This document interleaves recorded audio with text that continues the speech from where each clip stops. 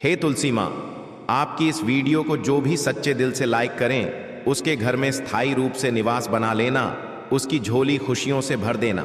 जय तुलसी माँ। उसके घर में कभी अनधन की कमी कभी मत होने देना। लायक जरूर करें।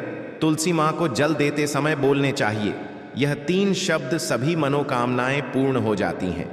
आज की इस वीडियो में हम जानेंगे तुलसी माँ के पौधे को जल देते समय क्या बोलना चाहिए। एक बार की बात है, भगवान विष्णु आराम कर रहे थे। तभी वह माँ लक्ष्मी आई और माँ लक्ष्मी ने भगवान विष्णु से तुलसी माँ को जल देने का महत्व पूछ लिया था। तब भगवान विष्णु ने उन्हें उसका महत्व सुना दिया था।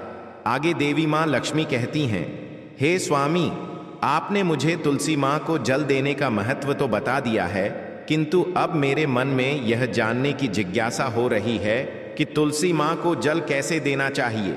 तुलसी माँ को जल देने की सर्वोत्तम विधि कौन सी है तथा तुलसी माँ को जल देने का मंत्र कौन सा है? कृपया आप मुझे इन सभी प्रश्नों का उत्तर दें। तब भगवान विष्णु देवी माँ लक्ष्मी से कहते हैं, हे प्रिय, जिस प्रकार से मैंने तुम्हें तुलसी माँ का महत्व सुनाया है, उसी प्रकार से तुलसी माँ को जल देते समय बोले जाने वाले मंत्र का भी बड़ा महत्व है। यह मंत्र केवल 3 शब्दों का है, किंतु इसका प्रभाव बहुत कल्याणकारी है। जो भी इंसान प्रतिदिन तुलसी माँ को जल दे समय अपने मुख से केवल यह 3 शब्द बोल देता है, तो साक्षात माँ लक्ष्मी उसके घर में प्रवेश करती है। उसकी दरिद्रता समाप्त हो जाती है, उसे धन धान्य की प्राप्ति होती है।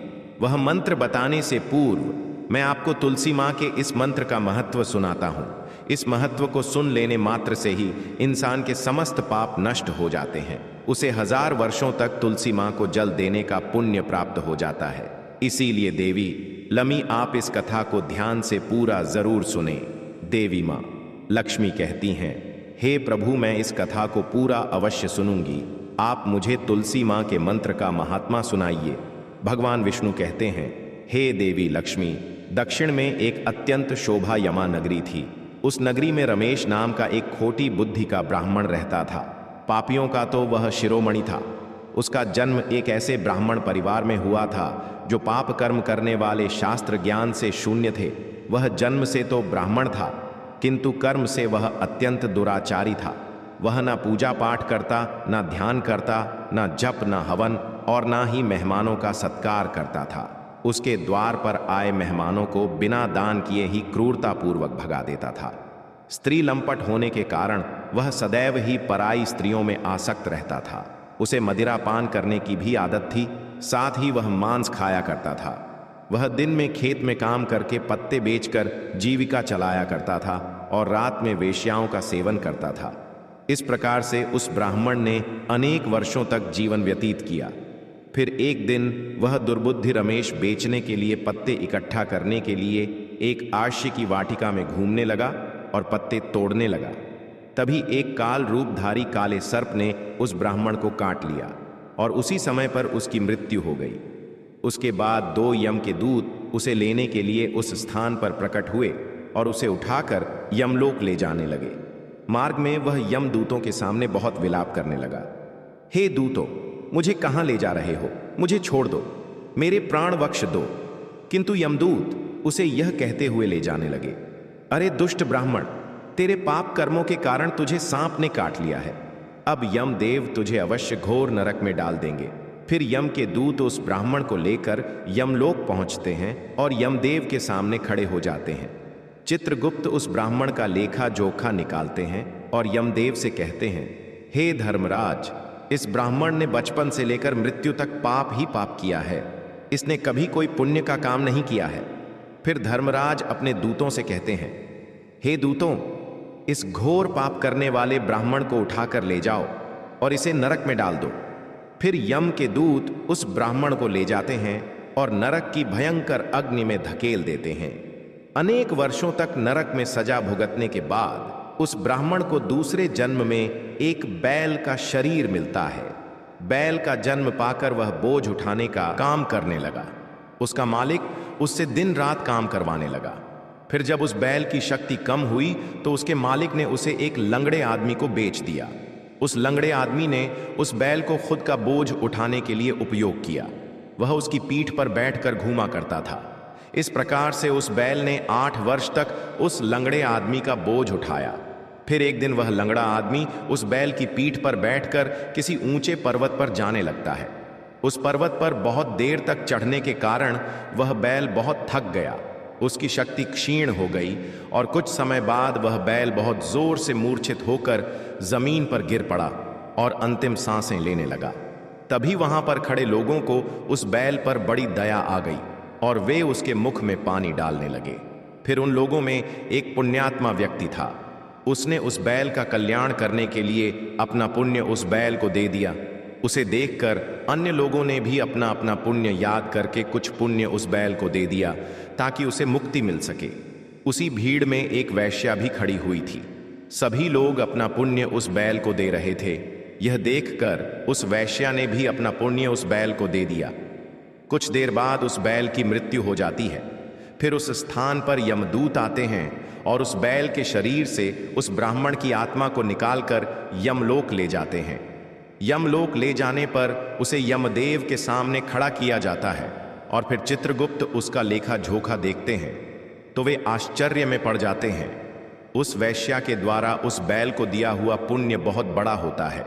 उस पुण्य के प्रभाव से सभी जन्मों के पाप नष्ट हो जाते हैं। फिर देव उस ब्राह्मण के सभी पाप क्षमा करते हैं और कहते हैं, हे ब्राह्मण, उस वैश्या ने तुझे अपना पुण्य देकर तुझ पर बड़ा उपकार किया है। केवल उसी के पुण्य के कारण तुम्हारे सब जन्मों के पाप नष्ट हो गए हैं और यमदेव उसे फिर से इंसान जन्म प्रदान करते हैं। इस बार वह पृथ्वी पर आकर एक उत्तम ब्राह्मण कुल में जन्म लेता है।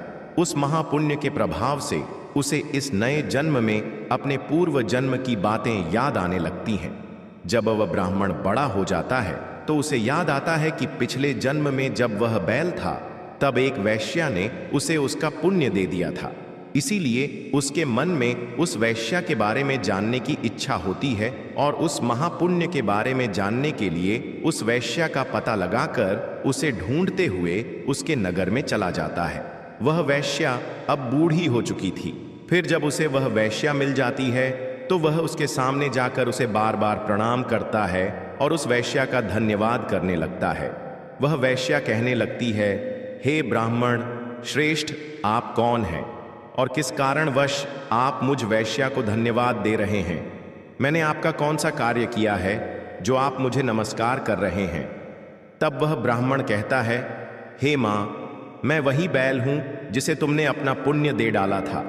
अपने पाप कर्मों के कारण मुझे पिछले जन्म में बैल होना पड़ा था। उस पर्वत पर जब मैं मर रहा था तो तुमने मुझे ना पुण्य दिया था। तुम्हारे पुण्य के प्रभाव से ही आज मुझे फिर से इंसान जन्म मिला है। तुम्हारे द्वारा दिए गए उसी पुण्य के कारण मुझे अपने पूर्व जन्म की सारी बातें याद हैं।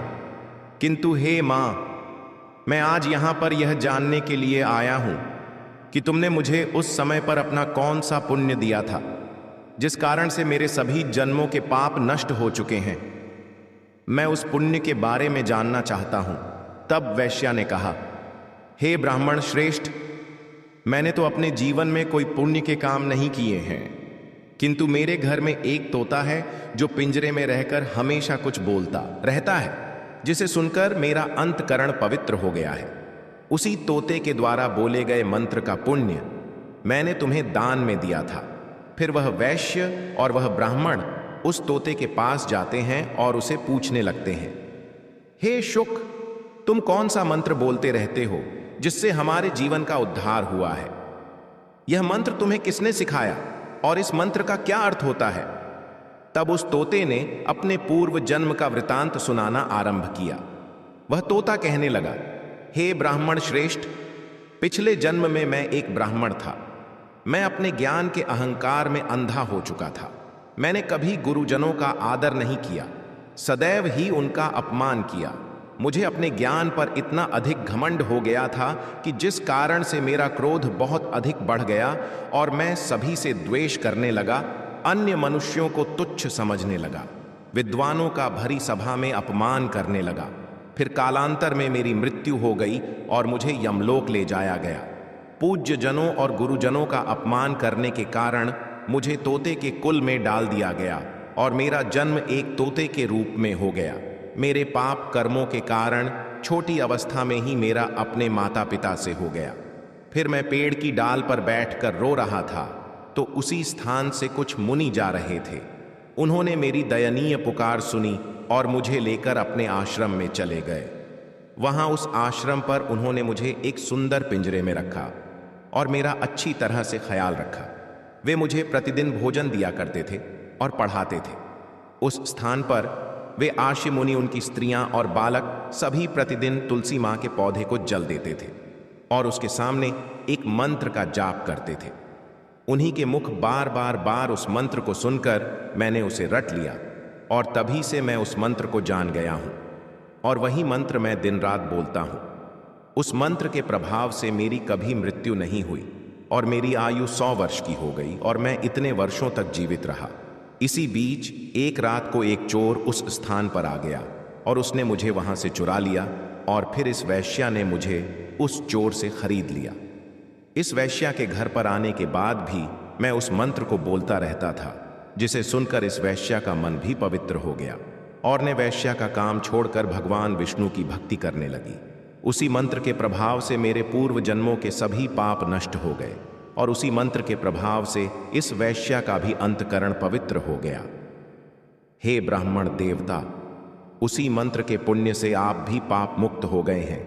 इस प्रकार से तोते ने उस ब्राह्मण को और उस वैश्या को सारा तांत सुना दिया, जिसे सुनकर वह ब्राह्मण और वैश्या दोनों ही अत्यंत प्रसन्न हुए और फिर वे दोनों ही प्रतिदिन तुलसी मां को जल देकर उस मंत्र का जाप करने लगे।